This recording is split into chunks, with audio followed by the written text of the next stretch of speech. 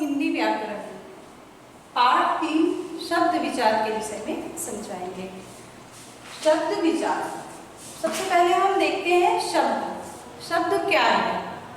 वर्णों को मिलाकर ही शब्द बनते हैं। अब आप समझेंगे वर्ण क्या है, तो इसके पहले आपके लेसन में हमने बताया है, इसके पहले वाले पाठ में हमने बताया कि वर्ण छोटे छोटे जो हमारे ध्वनियों का लिखित रूप वर्ण होता है। जैसे हमने बोला क, ख, ग, ये सब इसका जो लिखित चिन्ह होगा ये वर्ण होगा। ये सब वर्ण है, जो भी लिखा हुआ है ये सब वर्ण है।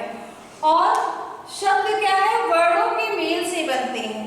शब्द जो है वो छोटे छोटे वर्णों को मिलाकर ही बनाए जाते हैं। जैसे क, म, ला, अगर ये अलग अलग है तो क्या है? वर्ण है। लेकिन अगर हमने इनको मिला दिया तो क्या हो गया? ये शब्द बन गया। एक कमल क्या है? एक शब्द है। लेकिन ये क क्या है? सिर्फ क क्या है? ये एक वर्ण है। फिर है शब्दों का वर्गीकरण। ये तो हमने समझा कि शब्द क्या है, लेकिन शब्द कैसे विभाजित किए गए हैं, इनका वर्गीकरण हमारे व्याकरण में किस आधार पर किया गया है, ये हम आपको बताएंगे। तो सबसे पहले उत्पत्ति के आधार पर कि ये इनकी उत्पत्ति कैसे हुई है, इस आधार पे इनका वर्गीकरण हुआ है, जिसमें आता है तत्सम शब्द। तत्सम संस्कृत भाषा के शब्द जो हिंदी में उसी तरह प्रयोग किए जाते हैं जैसे संस्कृत में। तत्सम शब्द में संस्कृत भाषा के शब्द होते हैं, जैसे कृषक, ग्राम, सूर्य। ये व्याकरण के शुद्ध रूप का ज्ञान कराते हैं। ये जो शब्द है ना, ये शुद्ध माने जाते हैं। तत्सम रूप हिंदी का शुद्ध रूप होता है। और दूसरा है तद्भव, संस्कृत भाषा का बिगड़ा रूप है। तो संस्कृत भाषा के ही शब्द, लेकिन हम लोग उनको हिंदी में प्रयोग करते समय उनका रूप जैसे हमें आसान पड़ता है हम वैसे बोलने लगे, तो वो शब्दों का बिगड़ गया। जैसे कृषक, यहाँ कृषक आपका संस्कृत का तत्सम का शब्द है, लेकिन उसी मीनिंग वही होगी, अर्थ दोनों का वही है, लेकिन कृषक को हम लोगों ने कैसे बोला? किसान। ग्राम को गांव और सूर्य को सूरज। तत्सम संस्कृत का शब्द होता है जो हिंदी भाषा का शुद्ध माना जाता है, लेकिन तद्भव जो है वो शुद्ध नहीं है। व्याकरण की दृष्टि से इन शब्दों को हम शुद्ध नहीं मानते हैं। ये तद्भव शब्द है। देशज नाम से ही है, देशज अर्थात देसी भाषा के शब्द जो हम बोलते हैं, ज्यादातर हम उन्हीं शब्दों को प्रयोग करते हैं, जैसे जूता, खिचड़ी। दूसरा है विदेशी।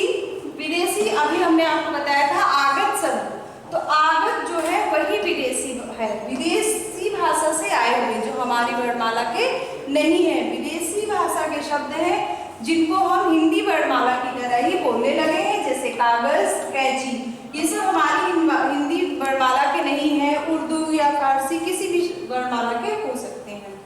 दूसरा उत्पत्ति के आधार पर वर्गीकरण हमने देखा। अब हम देखेंगे रचना के आधार पर कि उनका शब्द कैसे बने हैं, रचना के आधार पर उनको कैसे बांटा गया है।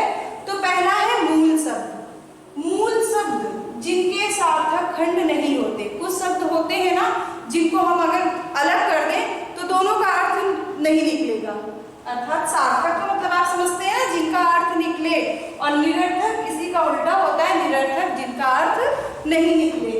तो मूल शब्द जिनके सार्थक खंड नहीं होते, अर्थात ऐसे शब्द जिनको अगर हम बीच से आधे आधे अलग कर दें तो उनका दोनों का निरर्थक हो जाएगा, दोनों की कोई मीनिंग नहीं निकलेगी। जैसे आटा, आ को अलग बोल दिए, टा को अलग बोल दिए तो कोई मीनिंग नहीं है। आ, टा, रोटी, चीनी, ऐसे बहुत सारे शब्द, ज्यादातर ये 2 अक्षर के ही शब्द या 3 अक्षर के हो सकते हैं। तो मूल शब्द हो गए। दूसरा है यौगिक। यौगिक शब्द जिनके सार्थक खंड हो सकते हैं। यौगिक का अर्थ ही होता है कि 2 योग से बना, 2 चीजों को जोड़कर बना, 2 शब्दों को जोड़कर बना। योग अर्थात जोड़ना, जोड़कर बना। जैसे रसोई घर, इस शब्द में बोलने से ही हमें लग रहा है ना कि रसोई और घर, इनको अगर हमने अलग किया तो रसोई की अलग मीनिंग आ रही है और घर की अलग मीनिंग आ रही है। लेकिन आटा में क्या हुआ? आ को अलग कर दिया और टा को अलग कर दिया तो दोनों निरर्थक हो गए। लेकिन इनमें दोनों का सार्थक अर्थ आ रहा है, जैसे रसोई का भी आ रहा है और घर का भी आ रहा है। नील कमल, नील का भी अर्थ निकल रहा है और कमल का, और दोनों को मिला कर भी बोल दिए कमल अर्थात नीला कमल हो गया। रसोई का भी अर्थ है घर का भी, दोनों को मिलाकर बोल दिए तो रसोई घर अर्थात हमारा जो किचन होता है। तीसरा आधार है विकार के आधार पर, उनमें क्या विकार होता है। विकार के आधार पर दो प्रकार के होते हैं, एक विकारी शब्द और दूसरे अविकारी। विकारी शब्द में लिंग के आधार पर परिवर्तन हो जाता है। कुछ शब्द होते हैं जैसे हम स्त्रीलिंग में बोले तो वो बदल जाते हैं, पुल्लिंग में बोले तो वो बदल जाते हैं, वचन के आधार पर वचन में भी हो जाता है, बदल जाते हैं। तो विकारी शब्द लिंग और वचन के आधार पर बदल जाते हैं, परिवर्तित हो जाते हैं। लेकिन अविकारी शब्द जो होते हैं वो लिंग और वचन के आधार पर परिवर्तित नहीं होते हैं। जैसे हम बोलते हैं ना और, अब और को हमने चाहे सीता और गीता बोला, चाहे राम और श्याम बोला, और क्या हुआ, बदला नहीं बदलता। और, तथा, इसलिए, ये सब अविकारी शब्द हैं, चाहे जिसके साथ प्रयोग करिए, स्त्रीलिंग में, पुल्लिंग में, एक वचन में, बहुवचन में।